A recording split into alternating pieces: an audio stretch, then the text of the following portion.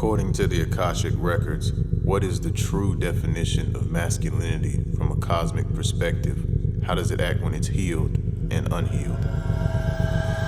According to the Akashic records, masculinity is not simply a gendered identity or a societal role.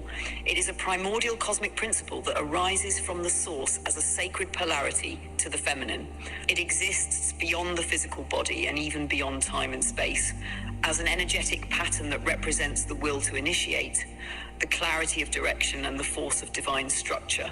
At its core, masculinity is the principle of light in motion, the radiant, outward expanding current of consciousness that penetrates form, gives it meaning, and activates life's unfolding. If the feminine is the container, the space, the magnetic field of being, then the masculine is the intention that moves through it.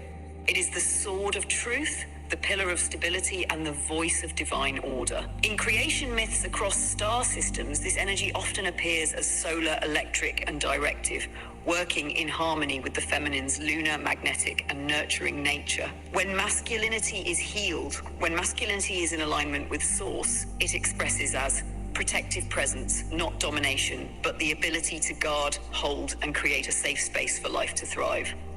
Sacred leadership, leading through example, humility, and vision rooted in divine truth. Disciplined will, using power with responsibility and mastery, never to control, but to uplift. Penetrating clarity, able to see through illusion, dissolve confusion, and speak truth even when it's hard. Emotional stillness, offering a grounded mirror for chaos, not from repression, but from spiritual attunement. In this state, the healed masculine uplifts the feminine, not out of obligation, but out of devotion, understanding that union is the natural state of creation. When masculinity is wounded or unhealed, in its wounded expression, masculinity becomes distorted through fear, disconnection, or trauma. It may show up as domination and control, trying to overpower instead of empower, fueled by fear of vulnerability. Emotional repression, seeing emotion as weakness and thus suppressing the inner feminine.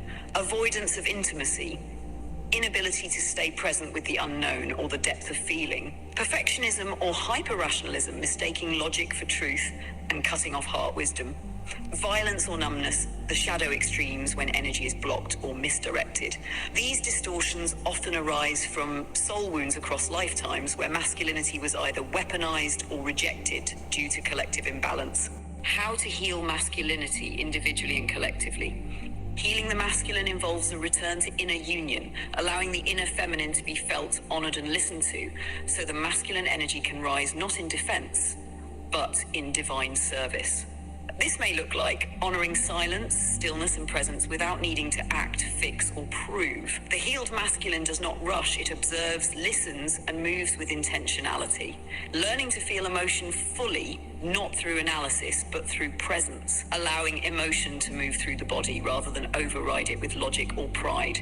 Offering structure and support without expectation of control to build safety and steadiness, not cages or dominance. The healed masculine gives order to chaos without suppressing the feminine within or around it.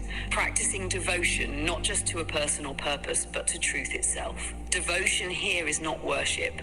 It's the daily act of aligning one's will with the greater divine intelligence. In the Akashic view, the true healing of masculinity is not in conquering or correcting, but in remembering that strength is gentleness with direction, that leadership is service to life, and that clarity is born from surrender, not resistance.